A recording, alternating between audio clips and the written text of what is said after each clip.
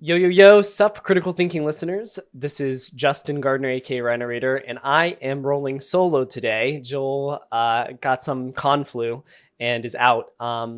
So I've got my water and I've got a whole list of awesome news topics. It's been a couple weeks since we've been able to do any news or write up coverage or anything like that. So we have an absolute doozy today. We have one, two, three, four, five, at least five awesome write-ups we need to cover. So I'm going to take a sip and we'll get started.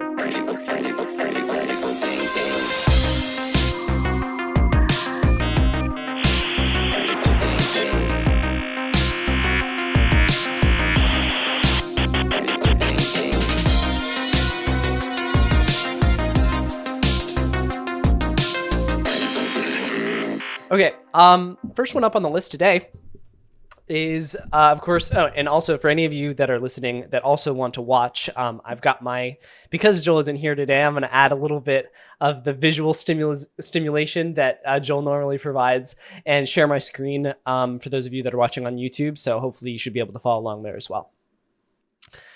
Alrighty, so the first thing we were going to cover is, of course, if James Kettle ever releases anything, then we need to jump on that right away. And he does it once again this year at DEF CON. He does every single year, drops some crazy research. This year, it's called Smashing the State Machine, the True Potential of Web Race Conditions. And this is a great read. It's actually not that long as compared to some of his other research that he's released. And it's a really beautiful and simple technique to really improve upon race conditions. So to give you the TLDR of it, there's a couple things that we need to take away and talk about from this research. The first one is the fact that race conditions often take advantage of or abuse this thing called the state machine, which is why he's writing about it and why I made it into the title. So as the application is processing a request, it transfers between different states. And abusing those states is what makes the race condition. So he has a really great example here of a race condition, which is not a particularly hard to reproduce race condition or a particularly technically challenging race condition.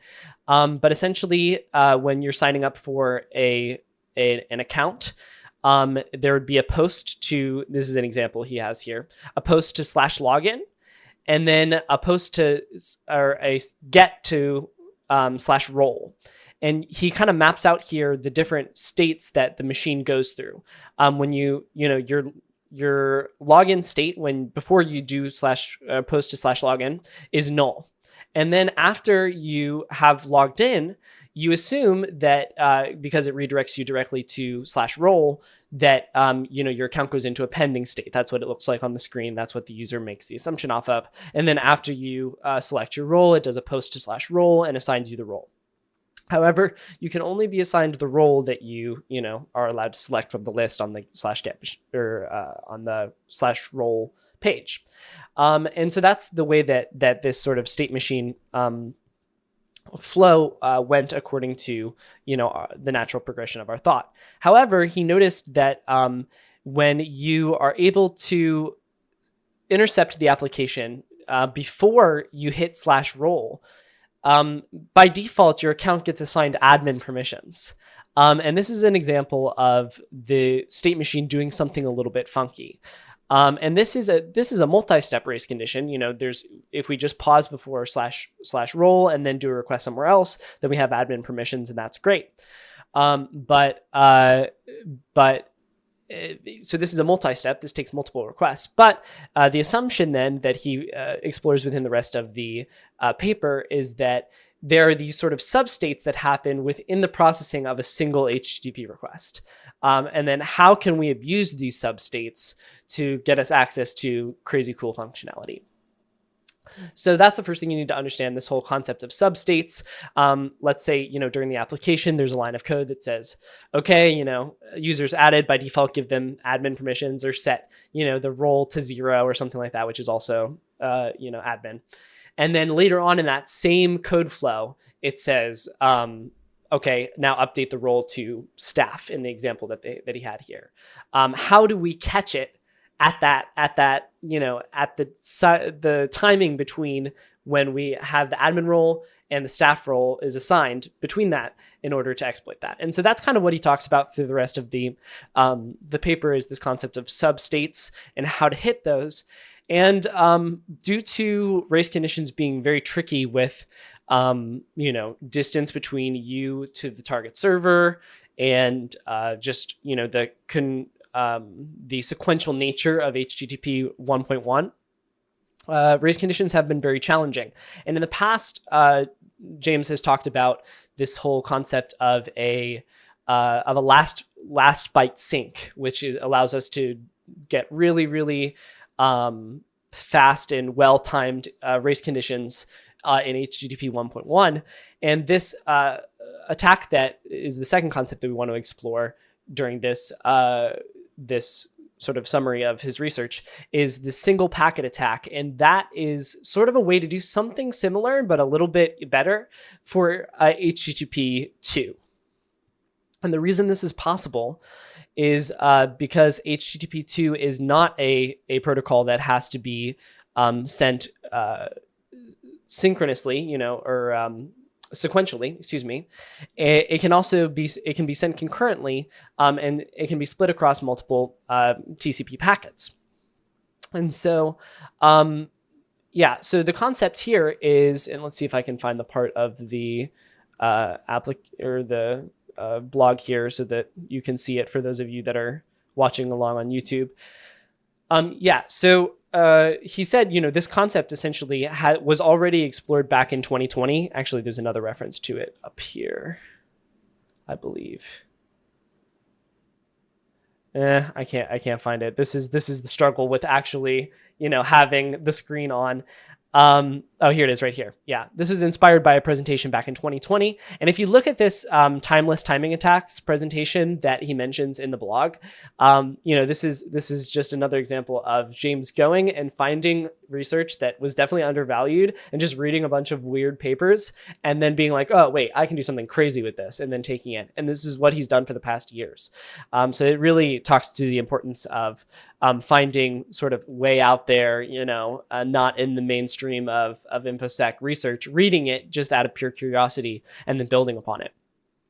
So the whole concept for this single packet attack is he talks about essentially sending the full body, the headers, if you have a body in your HTTP request, sending the body except for the last byte, and then taking advantage of something called Nagel's algorithm, which is a sort of a TCP optimization that was made in order to solve something called the small packet problem in TCP.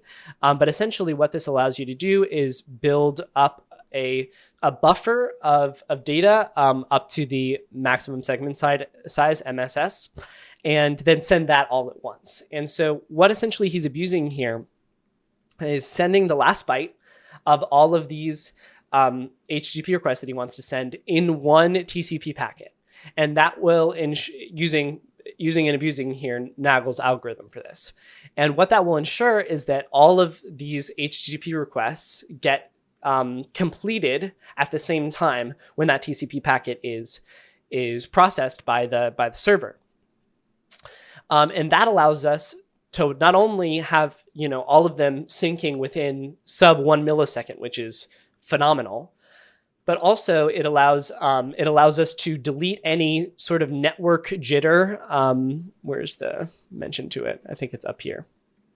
Yeah, you can see like normal requests will have network latency and jitter that you've got to accommodate for. But this single packet attack can literally get it to sub millisecond synchronization across these requests, which is just amazing for race conditions. Really great idea. And I really like here how he also mentions, has a section of the write-up called Rolling Your Own Implementation. And this kind of breaks down the HTTP2 configuration that you should use, the way that you should modify an HTTP2 library in order to be able to roll your own implementation of the single packet attack. And it's surprisingly simple. Like he says here, it can fit into one little screen segment. And the TLDR of it is, if the request has no body, send all the headers, but do not send the end stream flag. Now, the end stream flag is a flag that's attached to a HTTP2 request that indicates, something about that request, right? And so if you don't add the end stream flag, it indicates that request is not complete yet. And that the server should not start processing it.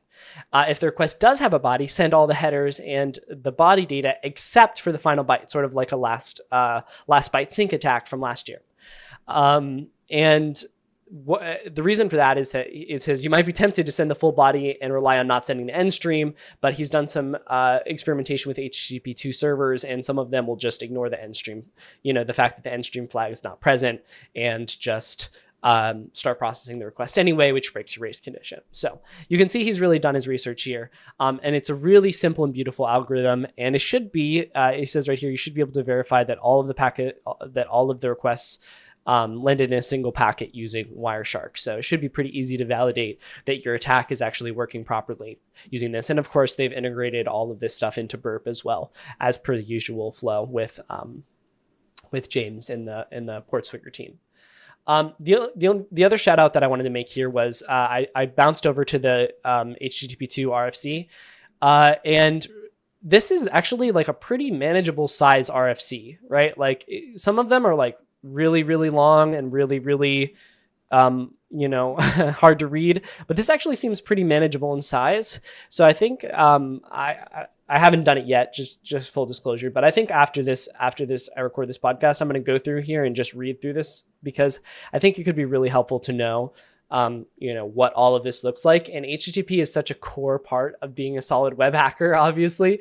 You spend so much time in the requests, and HTTP2 is just going to continue to grow in popularity. So the more and more familiar we are with this, and I'm very familiar with HTTP 1.1. So I think it might be time to take that deep dive and learn a little bit more about HTTP2.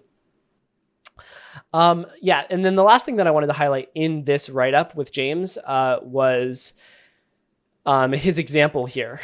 So he's talking about a vulnerability that he found. He always goes and tries to, exploit this on bug bounties to show proof of concept, which I really appreciate.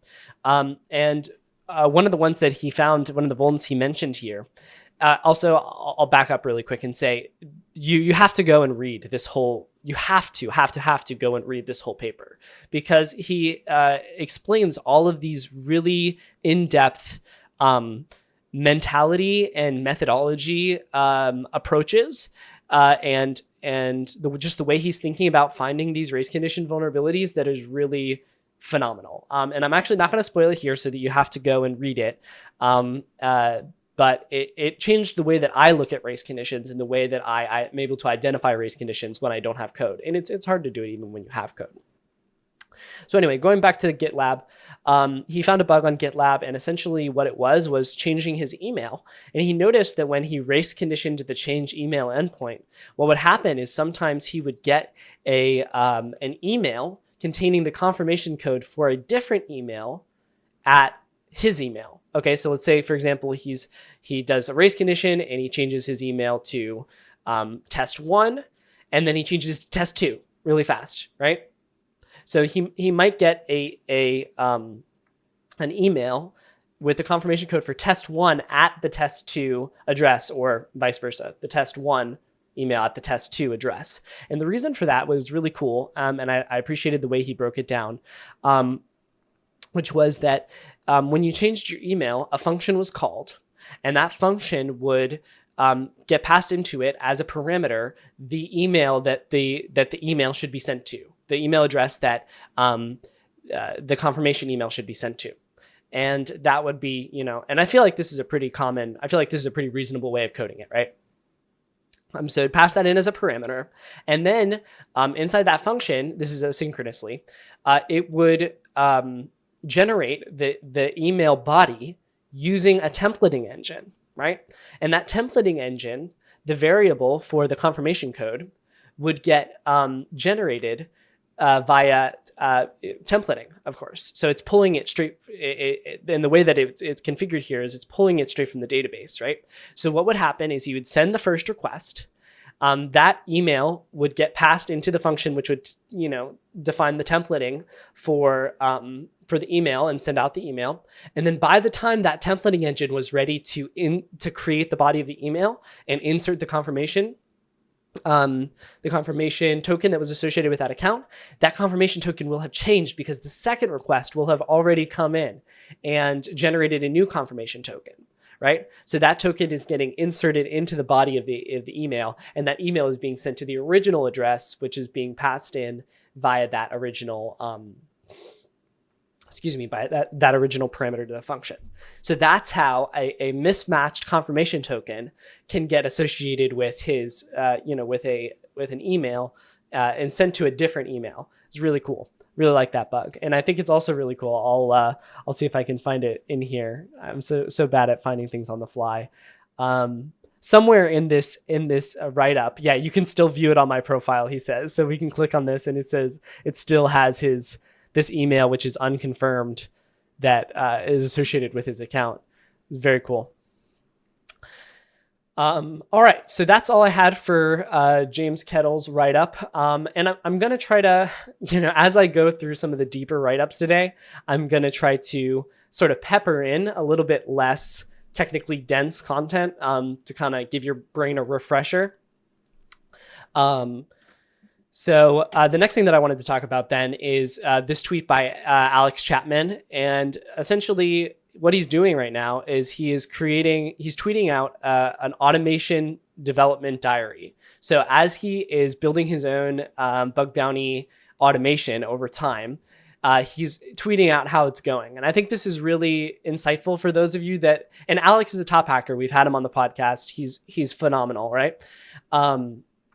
So for those of you that are a little bit bummed, like, oh man, my recon's going all weird, just know Alex Chapman has spent over 2 days at this point on just getting the scope and stuff like that from all these different programs and getting it all consolidated into one format in one spot. And I'm sure there'll be lots of other raw lessons learned and successes and failures along the way. So definitely keep an eye out for his Bug Bounty Automation Development Diary series on Twitter. Okay, water time. Alrighty. Next piece of research. Super lit. Once again, Sarush coming in, dropping some fire on IIS. Excuse me, I've got a little bit of nasal congestion as well. Yeah, so Sarush once again dropping some crazy fire on IIS here. This bug just is crazy to me. This is the Cookieless Duodrop IIS auth bypass in app pool privesc on ASP.NET framework. And this is a CVE from this year. So this is a newer technique.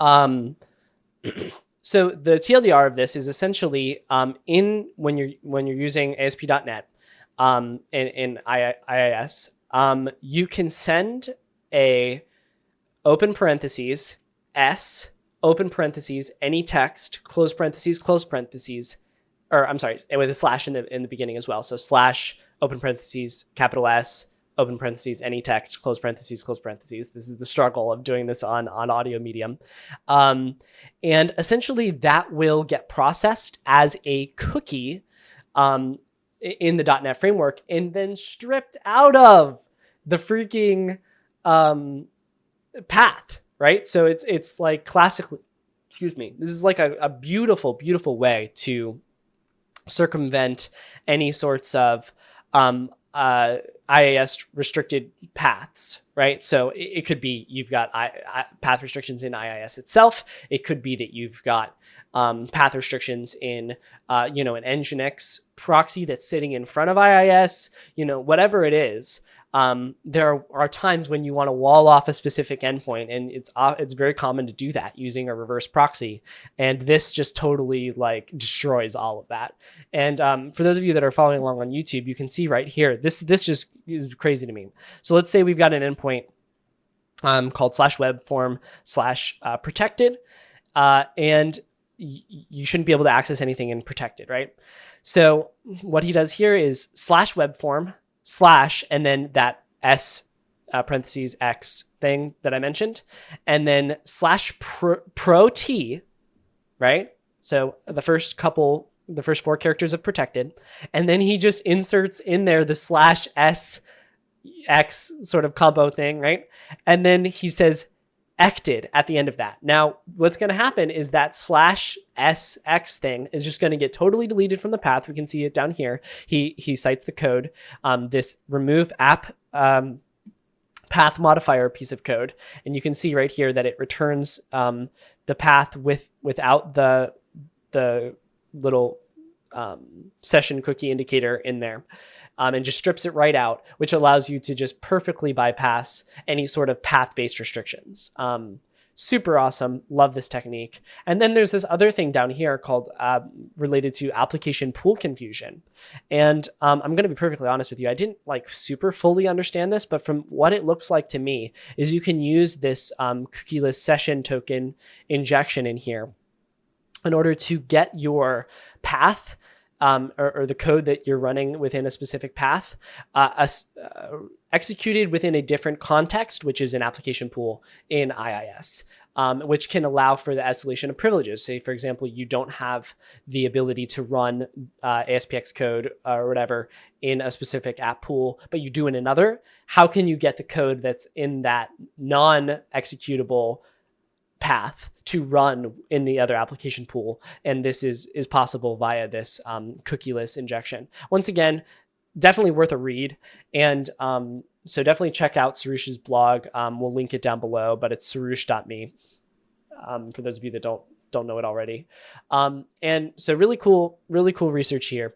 I'll mention as well that at the beginning of this blog, he says, for a deeper dive into security issues stemming from the use of cookieless sessions, consider these references. So he lists 3 other places where you can go and read about it. And I absolutely read this one right here, the isec.pl blog, which is excellent as well.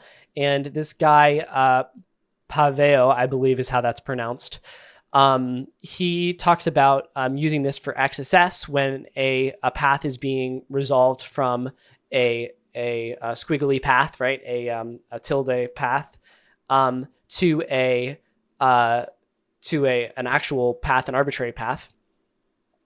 And so for those of you following along, you can see right here that he's able to inject into that because that session token is an important part of what should be associated with that path, and use that to get XSS. Once again, a cool XSS technique for any of those that are into automation, XSS automation. This could definitely be something really cool to do mass scanning for. If you can find this reflected into the body of the request, then it would be really cool. Or the body of the response, and that would be really cool. The one thing that I wanted to highlight from this, which, here it is right here, is that it's not only open parentheses S, open parentheses, any text, close parentheses that works, but also you can sub that S for an A or an F. The A is an anonymous ID and the F is a form authentication token. Now, being able to specify some of this stuff in the URL is also just kind of weird. And I feel like could definitely be used for session fixation, or if you could get sort of like a client-side path traversal of sorts, like you could inject your own session token into it, right? If you get a client-side path traversal, you could inject your own session into that request and then take the data that's in that request and associate it with your own account rather than with the victim's account, which I think has a lot of potential there. And then, so this is also just helpful for bypassing like WAFs or anything that they might be catching on. Maybe they see Sarush's blog and they say, okay, all right, we got to block, any of this cookieless stuff, and they block just the S, but then you've also got A and F you can use as well. So keep that in mind.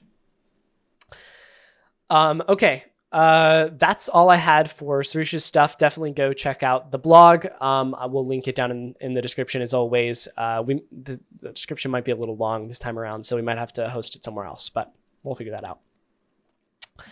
Okay. Unfortunately, we're going straight into another highly technical piece right now, so bear with me, and we'll Well, hang in there. This is a really cool blog, so I think you'll like it.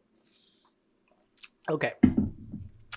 Next one is Ophion Security released a write-up, customer account takeover in Shopify stores. This is Rojan. Amazing bug, as always. Shopify, there's just so much cool stuff, so many cool pieces of functionality to play around with on Shopify. So it's always cool to see them as a target. All right. So the way, let's see, what did I want to highlight here? Let me look at my notes really quickly. Yeah. Okay. So we won't go through every single step of this write-up, but I did want to mention that this specific bug takes advantage of a couple sort of quirks. Okay. So the first one is this concept of an unverified email address being associated with your account. Okay. And I imagine on the back end, for any of you blue teamers out there or devs, there's a couple ways to implement this. You could put the unverified email as the actual email for the account and then add a flag like is email verified true false somewhere else in the user object, right? Or you could put the email in its own unverified email attribute of the user object and then move it to the verified email object whenever you do anything. The latter is way more secure, and the former, unfortunately, is what we see here, which I think causes a massive vulnerability. So what happens is when you sign up for a shop account, you can change your email address, or you can specify an email address, and they will send a confirmation email to that email address. But for the time being, your email is still, that email. And so this is weird. And we always want to, whenever you have an unverified email, this sort of looks like this. This is specifically interesting when there's only one email associated with your account. So this is not like a changed email sort of feature. This is when you've signed up for an account and the only email they have associated with you is this unverified email, right? Because then, there's a better chance that email is actually the primary email associated with your account. And so, essentially what they do here is they take this unverified email account and they abuse the ShopPay OAuth workflow to log into a store. Okay.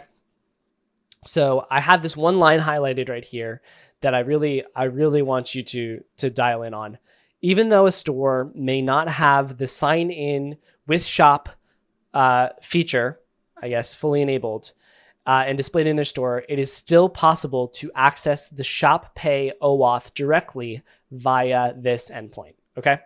So what they've done here is they've shown mastery, they've shown in-depth knowledge of the product because they are familiar with this concept of there is a sign-in with shop feature that can be enabled and disabled. And even when it's disabled, it's still there. It's just not in the UI, right? This is incredibly important for those of you that are looking to develop this sort of spidey sense or this sort of understanding of how to find these more complex vulns. Any features that you can turn on or off or that are accessible part of the time but not accessible the other parts of the time, you have to validate that, because just because it's not in the UI or just because it's not a part of the normal flow doesn't mean you can't force navigate to it and then insert yourself in the middle of this sort of crazy flow that they've configured here. And so that's exactly what Erosion and the Ophion security team do here. They take their unverified email shop account and they use that to sign in with shop into a Shopify store. And in the end of the day, I think it's not as simple as just hitting that endpoint. I think they also have to hit some endpoints to get the cookies that they need. And this also shows further mastery of the application. They know which cookies need to be swapped for what, and what cookies are providing authentication in the context of the Shopify store, which will allow them to gain access to a fully validated account. So this is very important, and it goes to the concept of understanding. Anytime you look at a HTTP request, you're just going to see a block of cookies because of tracking, because of all this and that and the other thing. But it's very important to use something like maybe request minimizer, or even just do this manually, removing all of the fluff. and getting down to what is actually useful in the application. Figure out what is resulting in authentication, what is affecting the application directly. And once you've narrowed that down, you have a much greater chance of finding vulnerabilities in those components because there isn't so much fluff around. Okay, so that's what they've done here, and that's what results in the account takeover for them. Man, that had to be a crazy bounty because Shopify, I think, I want to say they have 200K crits max, and that is a arbitrary account takeover. So congrats to Rojan and the Ophion security team. Alrighty. Next up, well, hold on, let me get some water. I got to take water between every topic. Okay, next one is a tool released by Monke, a great hacker and HackerOne ambassador. This is called Short Name Guesser. This is, we talked about this, something similar to this a couple weeks ago, but essentially with IIS, there is a way for you to specify short names and get a true or false Windows short names. So I want to say it's the first 6 characters. That you can enumerate in the last 3 characters of any given file in a directory. But oftentimes files are longer than 6 characters. So, excuse me, you've got to figure out what the rest of that name is. And I guess Monke decided that this is a perfect use for GPT-3 and some of the AI capabilities that we've been playing with lately, thanks to OpenAI. And I couldn't agree more. I think essentially if you know how LLMs work, they're actually just looking to develop the next token, right? The next token in line, and that's how they simulate all of this wonderful knowledge and comprehension that we've all been amazed by for the past 6 to 8 months. And so what he did here is he developed just a very short piece of code. You can see here it's like 35 lines to utilize ChatGPT or the OpenAI API to get a list of potential file names associated with a given short name. I think this is a great tool, and I will be using this the next time I'm doing IIS short name brute forcing. All right, I'm gonna have to take a big sip of water before this one. Sam Curry has released something, y'all. For those of you that are not familiar with Sam Curry's work, essentially every couple months, Sam and team, whoever it tends to be that time around, releases some giant write-up that breaks the whole internet and destroys a whole industry normally. And it's a excellent read. And I think it's really unique content because not any other people that I know of are out here addressing sort of industry-wide issues like Sam. And just kind of going after, I'd like to talk it up, but it's really Sam just being like, what would be the coolest shit I could hack? And then going and hacking that. And I love that about Sam.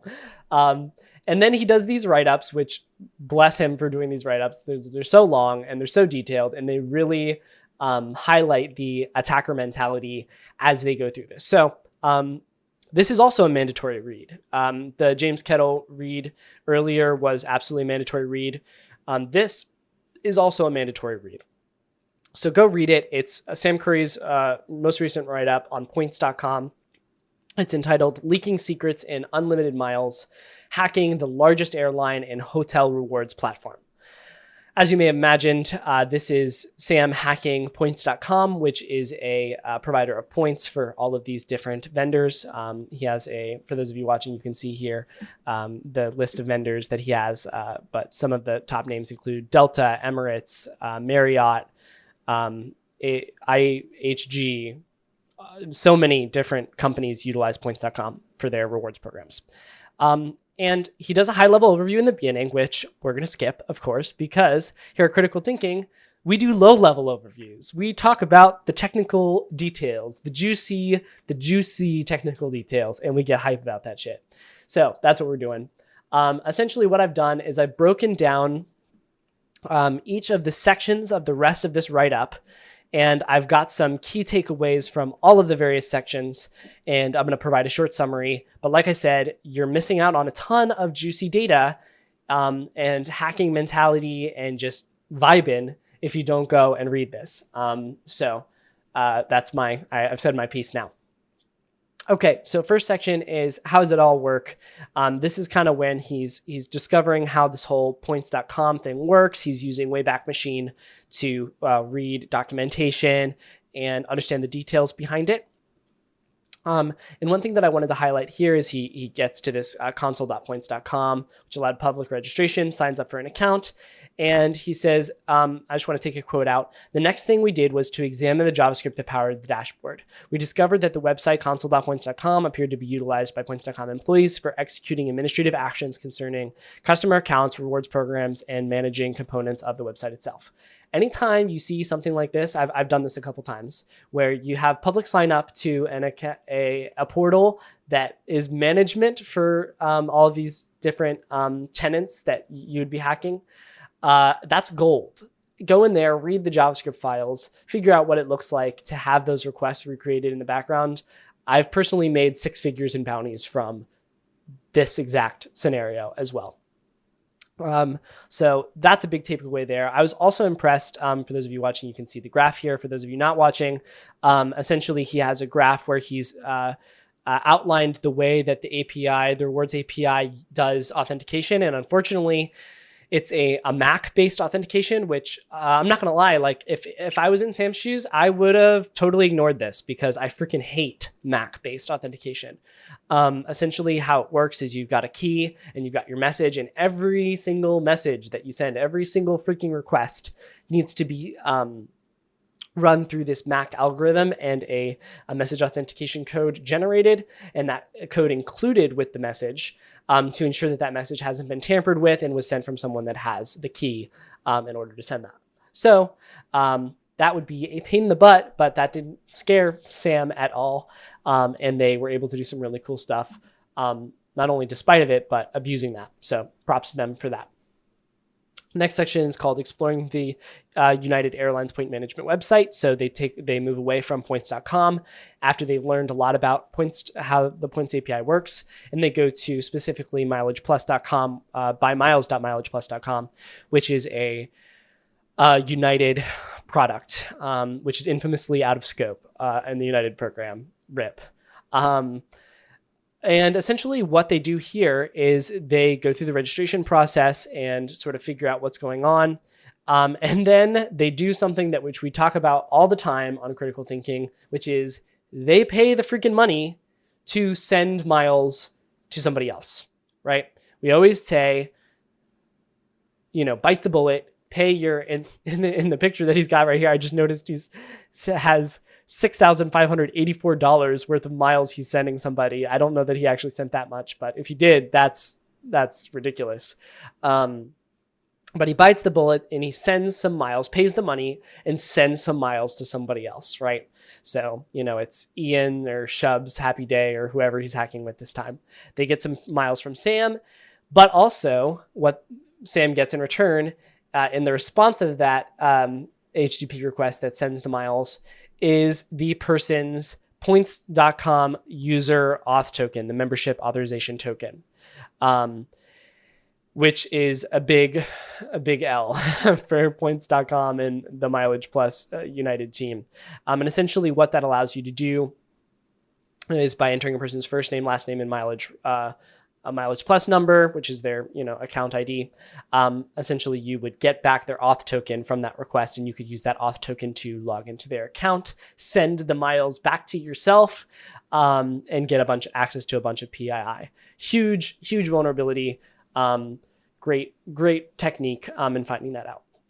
So, takeaway there: pay the money, just pay the freaking money, and you'll find lots of vulns like that. If you see a place where you could pay money and it's like a reasonable amount of money, you should get really excited to pay that money. Like that is potentially some of the best money you'll have ever paid. You know, like you're going to get some serious ROI on that. So that's what we always say. Whew, halfway through a Sam Curry blog post, you got to take another sip of water. Okay. So let's talk about the next section, escalating the issue to affect other rewards programs. So at this point, what's happening is Sam is trying to figure out how exactly the points.com API is being integrated with all these other different providers. That he did that with United, and he's trying to do that with other providers as well.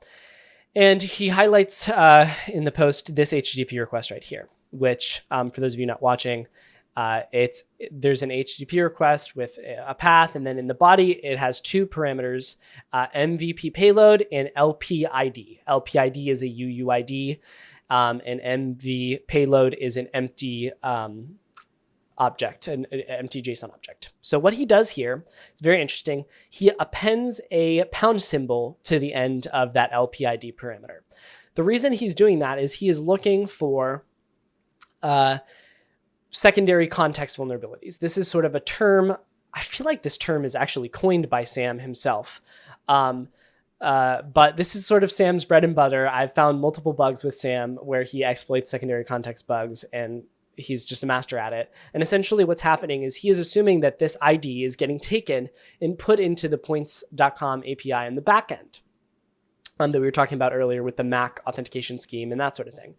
And he's trying to validate that by putting a hashtag in there, a pound sign. And what that will do is that will, in the URL, it will create a hash fragment and truncate the rest of the data that comes after that UUID.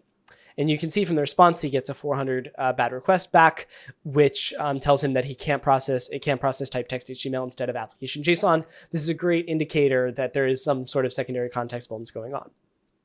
Then Sam proceeds to do all the tricks in the book. He's adding slashes, he's path traversing, he's using the query parameter, the question mark, to truncate and add additional query parameters. He's doing all sorts of stuff. And essentially what he does is he uses a path traversal sequence to back all the way up to the document root, I believe, and specify, maybe it's not the document root, maybe it's one above the document root, but you can specify, cool tip, you can find the document root, this is actually a tip that Sam taught me, by traversing past the document root, and then you'll note that you'll get a 400 bad request on that. So really, really helpful technique there that I've used several times. So for example, if the backend request is /API/getUser/user ID, and that ID is where you're injecting, if instead of the ID you put .. // now you've gone back to the root / if you do one more .. you'll get a 400. That will allow you to identify the document root.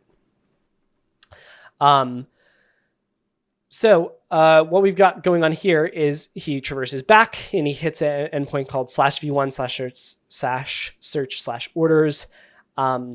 And then it says missing query parameter needed. So then he starts fuzzing for query parameters in the get using the what he assumed would be the get when he specifies the path via the LPID.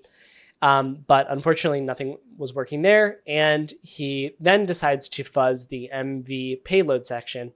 I'm going to start saying they instead of he, because I know that this is a team working on this. So they decide to fuzz the MV payload section of their original request, right, that we mentioned in the beginning, the one that had an empty object. And it turns out you're able to provide post parameters there. And they provided the queue parameter, and then it dumped back a grand total of 22 million records back to them, leaking points transactions across all of the providers. It was a God token that was being used. Just magnificent vulnerability. Key takeaways there: learn how to do secondary context hacking. I've also got up on the screen here the wonderful presentation, legendary presentation by Sam, attacking secondary context in web applications. We'll link it in the description. This is also mandatory reading if you haven't already. If you have, I would also recommend going back and rereading it, because if you're not finding these vulns on a fairly regular basis, you probably should be, because I am and Sam is. So definitely check this out. And if you want another really cool example of this, which is almost identical to this vulnerability, Sam and I in 2020 found a vulnerability on Starbucks, which does almost the exact same thing. You can see, for those of you watching, that we traverse back here and hit a /search/v1/accounts function, which dumps all of the Starbucks accounts that were in the database. It was like 99 million records or something ridiculous like that. So definitely, yeah, nearly 100 million records. So definitely these vulns are all over the place, and you should definitely know how to exploit them. Okay, let's see what else we've got. The next little section that I wanted to talk about was this. This is still within the Sam Curry blog post. Is leaking credentials for the Virgin Rewards program. So this is still within that blog post. Essentially what happens here is he's kind of going around to all the different sort of providers that are using points.com. And he's trying to figure out, hey, is there any quirks in the implementation here that we can exploit to attack points.com or attack their rewards program.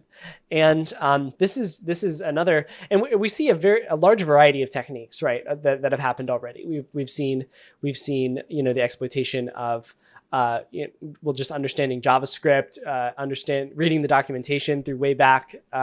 We've seen secondary context vulns, and right now in this one we're seeing a content discovery vulnerability. So this is when Sam is just running, or Sam and team, they are running just content discovery tools like FUF, and they get a lucky hit on login1.php, and that login1.php leaks the MAC key and MAC ID that we mentioned before that was used for authentication into the rewards API. Now, if you see this, normally you might not know what this is used for, but Sam and the team have developed a mastery of this product. They've read everything they can get their eyes on. They've sorted through minified JS files. They understand what's happening here. So when they see that MAC ID and that MAC key, they know exactly what to do with that. So they were able to use that key to authenticate into the API as the Virgin Rewards program. And they were able to dump all of the orders, all of the transactions that have happened, which includes, it looks like, actually plain text credit card information, and looks like 2 million instances of that. So that's real bad. Nice work, Sam and team. The next one that we wanted to talk about was this section right here, authorization bypass on widgets.unitedmileageplus.com. And this is, once again, another technique that varies from the other ones. So we're not just looking for IDORs. We're not just looking for XSS. We're not just looking for secondary context bugs. We're looking for all of it. And it requires a large knowledge base of different techniques in order to be able to fully exploit some of this stuff. So it's really impressive to see what Sam does. And it's also a good lesson to us to stay mentally flexible on what kind of vulns we're looking for and how we're looking for them. So this next one that we're talking about here is this. So we're back to widgets.unitedmileageplus.com, or United Mileage Plus programs. And essentially what they're doing here is they're using GAU to enumerate the subdomains and the different pages, login pages that there were to log into this widgets.unitedmileageplus.com. And they're identifying that sometimes there is a page where you can log in with just your mileage plus number, your last name, and your first name. Sometimes it requires a username and password. Sometimes it requires, a security question, or let's see what else. Yeah, answer your security question. There's a bunch of variety there. And in that variety, they were noting that the responses to those were still returning a token that looked roughly the same, right? So I'm just reading a quote here. We found that the token returned from each of the different authorization methods were identical in format to each other. So once again, showing application mastery, understanding what that token looks like. First, knowing that token is important and understanding what it looks like allowed them to understand that, hey, maybe I can take the token from the less challenging authentication method, the first name, last name, and mileage plus number, and use that token in the other sections of the application where a more challenging authentication method was supposed to be necessary. And that's exactly what they did. And they were able to bypass Auth and get access to PII disclosure, transferring miles, essentially arbitrary access to their Mileage Plus account through that one login that gave them an access token via first name, last name, and Mileage Plus number. Really cool technique. That's a business logic error and token swapping, right? Business logic error, identifying that there shouldn't be a way to authenticate with that information. And then token swapping, knowing that they can take that auth token, put it somewhere else, and access valuable information.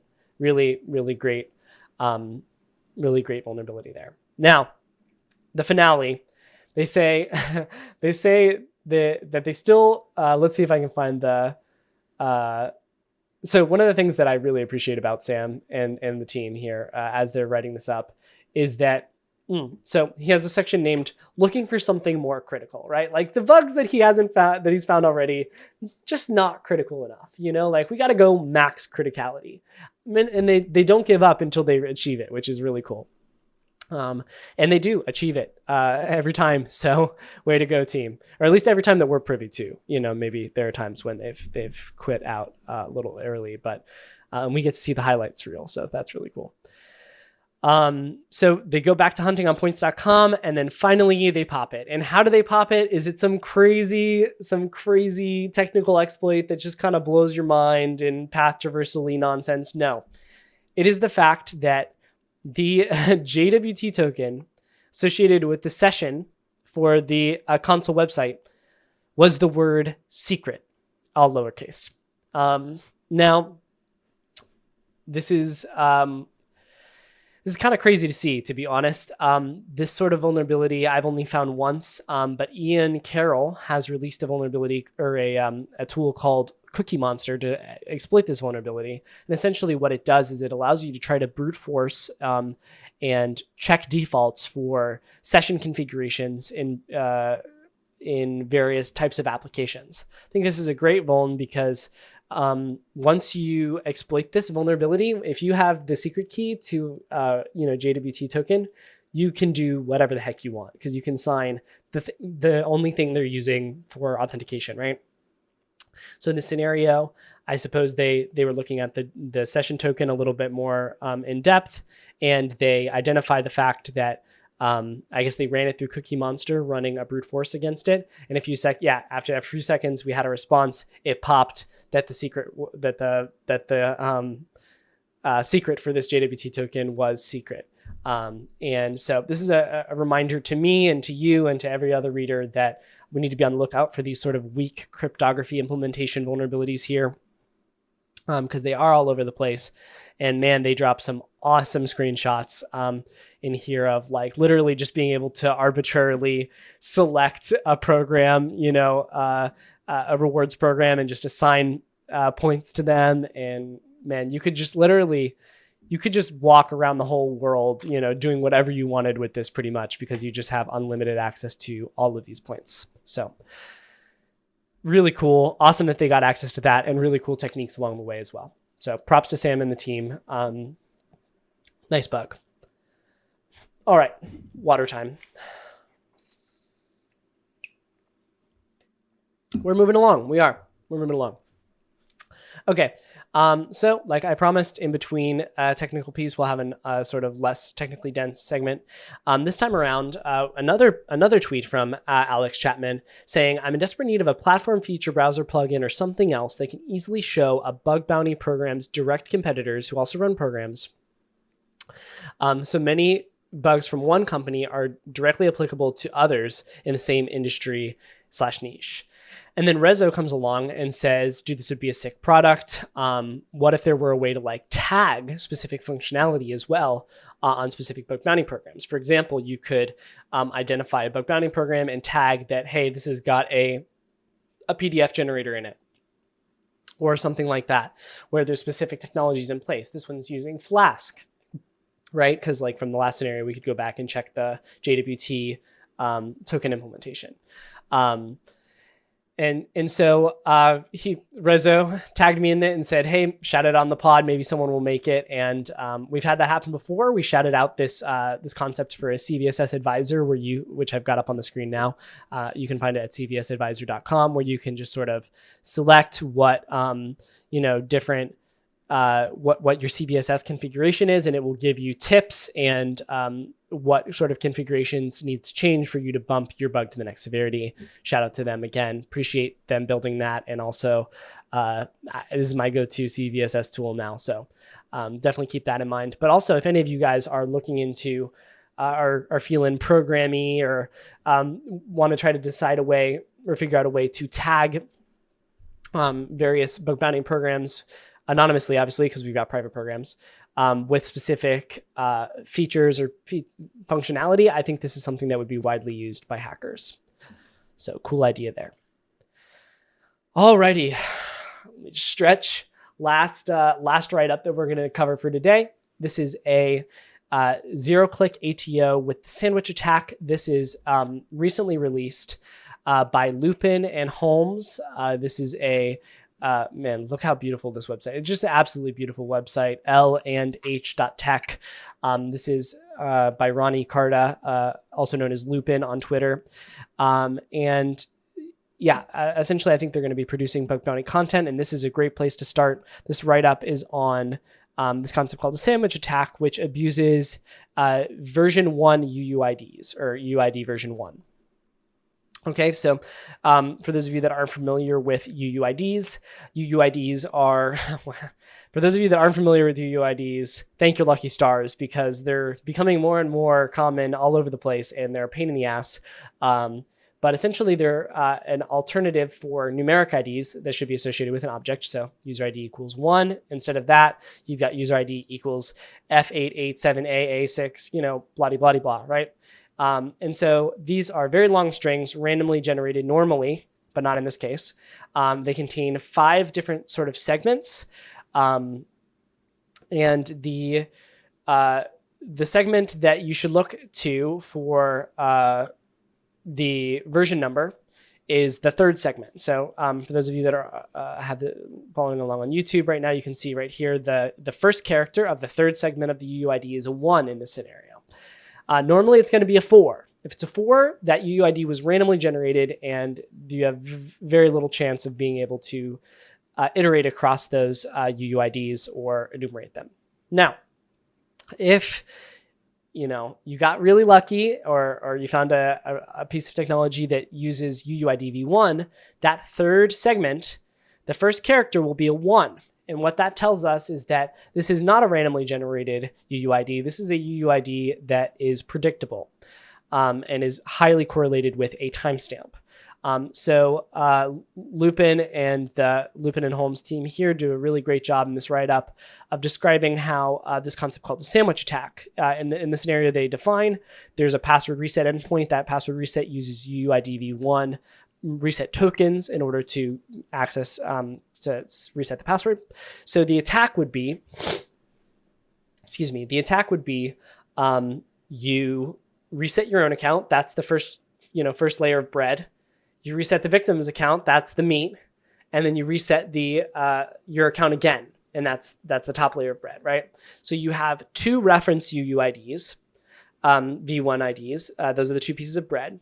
And those will tell you the range of time, because UUID v1 correlates directly to timestamps, the range of time you need to brute force for the middle ID, right? So then you use a tool to enumerate all of the possible UUIDs in that range, and then you try those UUIDs in order to gain access to the victim's account by the password reset functionality.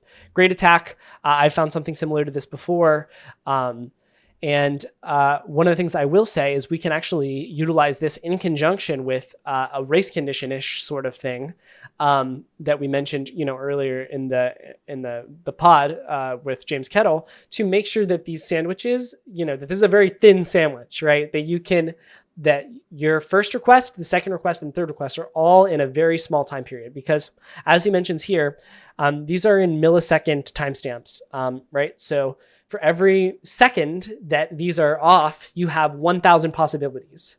for what could, that you're going to have to brute force. So you want to try to get these as tight as possible. And you should be able to get an arbitrary account takeover in these sort of situations. All right.